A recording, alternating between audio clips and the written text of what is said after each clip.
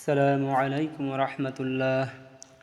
প্রিয় ভাই ও বোনেরা, ইসলামের অত্যন্ত ফজিলতপূর্ণ একটি মাস জিলহজ। এই মাস শুধু হজ ও কোরবানির মাসই নয়, বরং এটি বছরের সবচেয়ে বরকতময় সময়গুলোর একটি।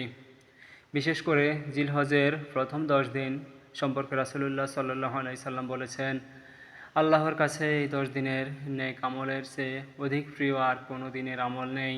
বছরের সেরা দিনগুলো আমাদের নিকট উপস্থিত হয়েছে, তাহলে একজন মুমিন হিসেবে আমাদের করণীয় কি? আজকের ভিডিওতে আমরা জানব জিলহজের ফজিলত, প্রথম 10 দিনের গুরুত্ব এবং এই সময়ের গুরুত্বপূর্ণ কিছু আমল সম্পর্কে। জিলহজ হলো হিজরি বছরের শেষ মাস। এই মাসকে আল্লাহ তাআলা সম্মানিত মাসগুলোর অন্তর্ভুক্ত করেছেন। এই মাসেই পালিত হয় ইসলামের দুটি মহান ইবাদত, হজ এবং কুরবানি। আর জিলহজের প্রথম 10 দিন এতটাই মর্যাদাপূর্ণ যে আল্লাহ তাআলা সূরা ফজরে এই 10 দিনের শপথ করেছেন। এ থেকেই বোঝা যায় এই দিনগুলো সাধারণ কোনো দিন নয়। রাসূলুল্লাহ সাল্লাল্লাহু আলাইহি সাল্লাম বলেছেন, এই 10 দিনের আমল আল্লাহর কাছে সবচেয়ে প্রিয়। তাই এই সময় আমাদেরকে বেশি বেশি তাওবা, ইস্তেগফার, কোরআন তিলাওয়াত, জিকির ও দোয়া, দান সদকা, নফল নামাজ, আল্লাহর প্রশংসা ও তাকবীর বিশেষভাবে পড়তে পারি। লা ইলাহা ইল্লাল্লাহ, আল্লাহু আকবার, আলহামদুলিল্লাহ। জিলহজের 9 তারিখ হলো ইয়াউমে আরাফা। এই দিন সম্পর্কে রাসূলুল্লাহ সাল্লাল্লাহু আলাইহি সাল্লাম বলেছেন, আরাফার দিনের রোজার ব্যাপারে আমি আশা রাখি আল্লাহ 1 বছর আগের এবং 1 বছর পরের গুনাহ মাফ করে দেবেন। সুবহানাল্লাহ। তাই যারা হজে নেই তারা যেন অবশ্যই আরাফার রোজা রাখার চেষ্টা করি।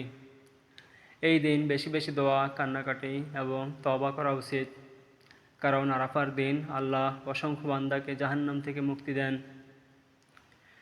যারা কোরবানি করবেন তাদের জন্য একটি গুরুত্বপূর্ণ সুন্নাহ হলো জিলহজের চাঁদ ওঠার পর থেকে কোরবানি করা পর্যন্ত নখ ও চুল না কাটা। রাসূল সাল্লাল্লাহু আলাইহি সাল্লাম এ ব্যাপারে নির্দেশ দিয়েছেন। তাই জিলহজ শুরু হওয়ার আগেই নখ ও চুল কেটে নেওয়া উত্তম। জিলহজের 9 তারিখ ফজর থেকে 13 তারিখ আসর পর্যন্ত প্রত্যেক ফরজ নামাজের পর পড়তে হবে তাকবীর তাশরিক।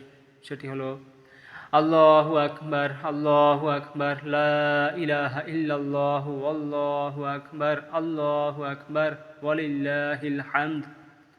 এই দিনগুলো আল্লাহর জিকিরের দিন, তাই পরিবার সহ তাকবীর পাঠের পরিবেশ গড়ে তুলি। একটি গুরুত্বপূর্ণ বিষয়, জিলহজের 10, 11, 12 ও 13 তারিখ রোজা রাখা জায়েজ নয়, কারণ এই দিনগুলো হলো খাওয়া দাওয়া ও আল্লাহর জিকিরের দিন। প্রিয় ভাই ও বোনেরা, জিলহজের এই বরকতময় দিনগুলো দ্রুত চলে যাবে, তাই এখন থেকেই পরিকল্পনা করি কিভাবে আমরা এই দিনগুলোকে ইবাদতের মাধ্যমে জীবন্ত করে তুলতে পারি। আল্লাহ তাআলা আমাদের সবাইকে জিলহজের ফজিলতপূর্ণ আমল করার তৌফিক দান করুন, আমিন। ভিডিওটি উপকারী মনে হলে লাইক, শেয়ার এবং সাবস্ক্রাইব করতে পারেন।